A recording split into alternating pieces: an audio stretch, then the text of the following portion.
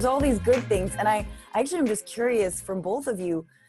So this discussion is really, I think, a lot about weaving both organizing and punditry, and how can both of them learn from one another and support one another. And I am curious what you think about, you know, Jane, you work with, and you have worked with people who are otherwise non-political. And I don't say that everyone is political, personal is political, et cetera, but nurses, teachers, folks who aren't listening to the Michael Brooks show necessarily, you know, but who generally are in it, and they get politicized through that process of organizing together to fight their boss, fight for better wages, et cetera, and protections. Then you have a disorganized left, and I don't say that disrespectfully, but an online disorganized left who is mired and in analysis and super sharp and knows all the language and you know, all the references. What do you think it would be like for that group to experience like a political win? Or what are the challenges with that group sort of entering into the organizing space? Does that make sense? Yeah, I'm smiling just because I don't think, you know, there's been so much uncomradely behavior. And again, I don't spend much time on social media, right? I've chosen one single platform, sort of got it beat into me by a bunch of people. I've never done fake book. I always called it fake book, never did it, survived life without ever being on it. You know, I don't do whatever, any of them. So even Twitter cracks me up. And most of the people who know me think it's hilarious whenever I do a tweet, but, I just observing it just because I have a Twitter account.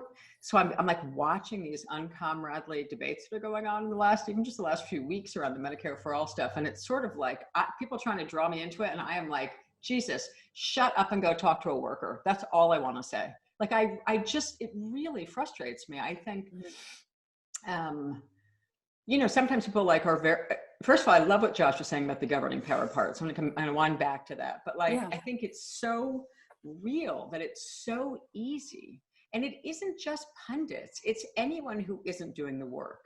Like, I'm finding myself wasting time right now responding to a totally uncomradely, nasty, and frankly, badly done, which is helpful, stupid critique of some of my work by someone who's never run a campaign in their life. And so I find myself like, and it's around governing questions. And I find myself thinking like, because of what Josh was saying, and because I've actually been in positions because of workers where we held real power, where it is hella hard to make decisions. When you're talking about 10, 20, 30, 40,000, 50 workers, whatever it is, tens of thousands of people in a fight, and you're trying to decide, have we won enough? Is this enough? Have we exceeded our power? Have we done the correct power analysis? Are we at maximum power in this campaign? Is this the moment to say, we're going to take what we got right now, get even stronger, come back again and strike your ass in 2 years? Or did we not read the power right? Do we actually have to keep going? Like, for people who think that these are easy decisions, it's because they've never been in them. They've never experienced them. So I almost dove in just because the idea that people were like attacking Alexandria Ocasio-Cortez to me was just this, you know, if I wasn't dealing with other things in my life, I would have just sort of dove in. But I think governing power really matters. I think that people who want to be dismissive and critical, whether they're left academics, whether they're left pundits, whether they're whatever they are, whether they're not people trying to actually do the work and not trying to grapple with thousands of people and make real decisions in real time and make them responsibly and as smartly as you can.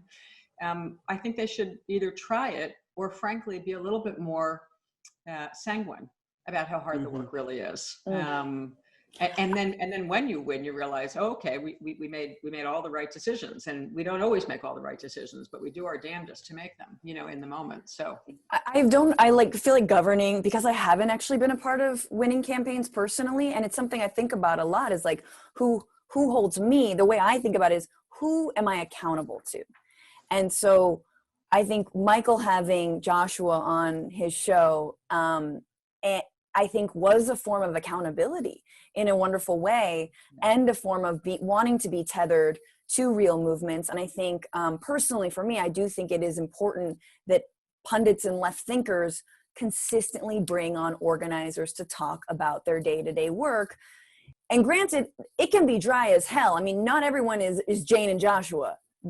And yes, we all know that. I mean, the jargon and the internal, like, whatever, like all the things you can and can't say, and just, it's like, it is hard, but it's really important. And I think of that as accountability. And I think I feel like what we're talking about is a question of accountability. And when you're an organizer, you really are accountable to the people who, if you're leading a campaign, or to your fellow organizers. And that can be beautiful. And then I think Joshua said, referenced earlier, that can also lead to some awful infighting of what that accountability really means and what really is winning.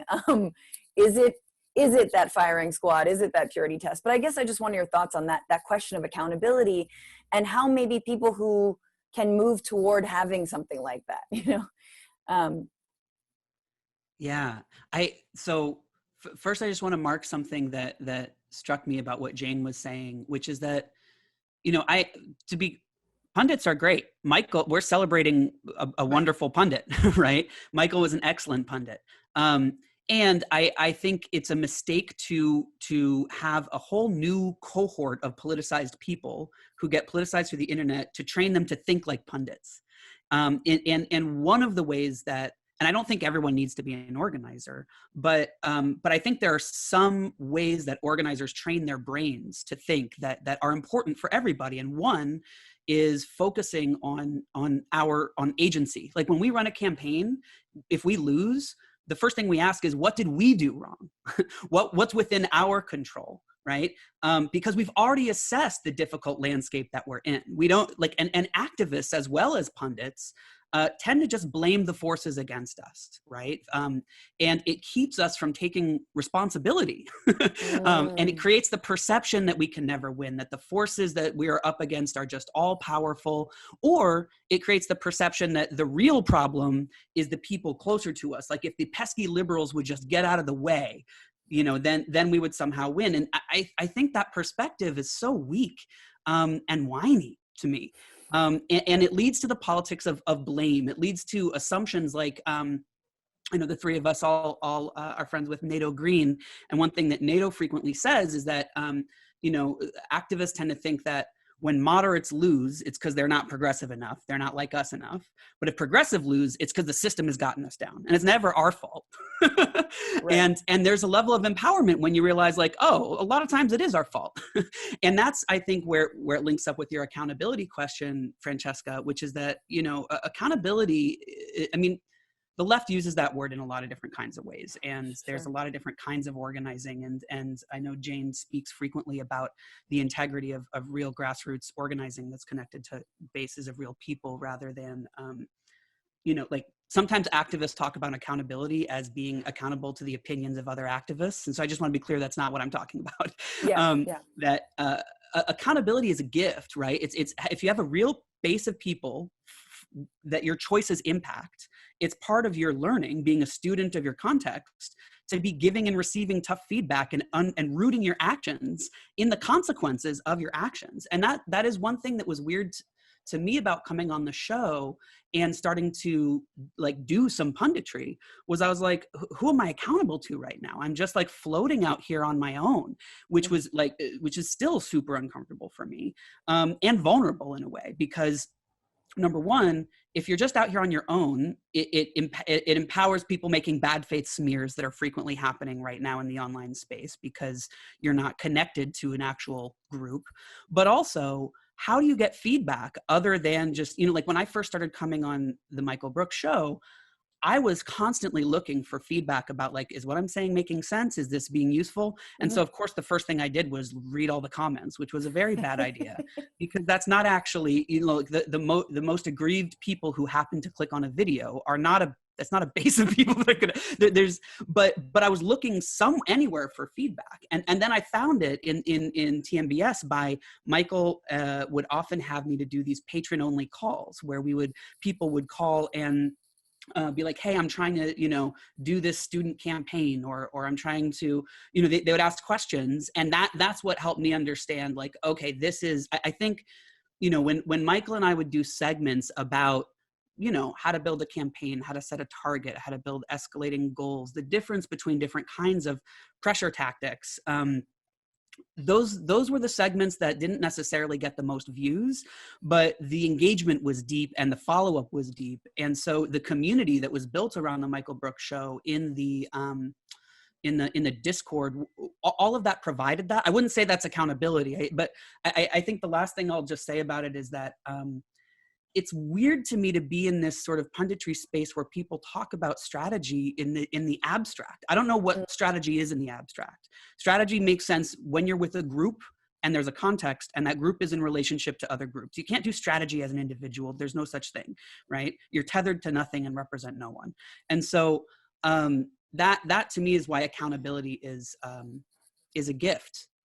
Yeah. Which I just want to say is part of why having folks like Francesca, Michael, people who are doing the punditry work and who take seriously, I think the idea of bringing on people who actually deal with the reality of what does it mean for me to walk into a room with 1,000 nurses and have at least 50 in the last campaign I was on, who in 2016 thought Trump was a great idea. Ooh, right? There is no, I'm writing off those 50 women in that room. Not possible, right? It's like, I have to work with them where they are. I have to listen to them. I'm going to market, I'm going to set a goal, and I'm going to start trying to help them understand the connection between their CEO, their third shift manager, and Trump, and why their job is so miserable, right? It's like, but that's a process. And it's a really different space to be in every day, to wake up with people who have never heard of any of us or any pundits ever in their life, and don't care and aren't paying attention, right? They're just trying to figure out how to take care of their patient, and the light bulb doesn't work in the surgery room because the contractor that they're paying nothing ordered the wrong bulb, right? And we're trying to figure out how to take control of the decisions in the hospital. And by the way, at the end of that, we're probably going to help them understand that 50-person block who maybe thought this guy was interesting in 2016 no longer is. I can say that that's real because I've been staying in touch with those 1,000 nurses. But it's just such a different environment to wake up and be with. I don't even know if the word's ordinary, because there's no ordinary, but to just sort of be engaged with people who don't self-identify as activists or the left, either one of those categories, but who are workers going to work.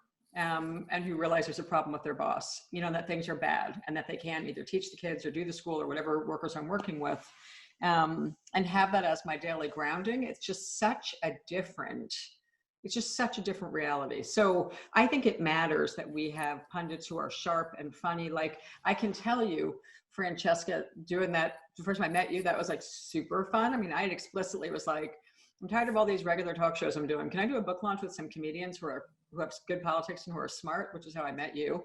But even like going on. Hang on, quick plug, the Bituation Room podcast. We did a live show with Jane McAlevey in January of 2020 before all hell broke loose. Yeah, and we packed it out, took shots of tequila, learned about union organizing. So good. Just like, that's the kind of space that I want to build more of. But anyway, keep going. Space is awesome. It really is. And so humor and critical analysis matter.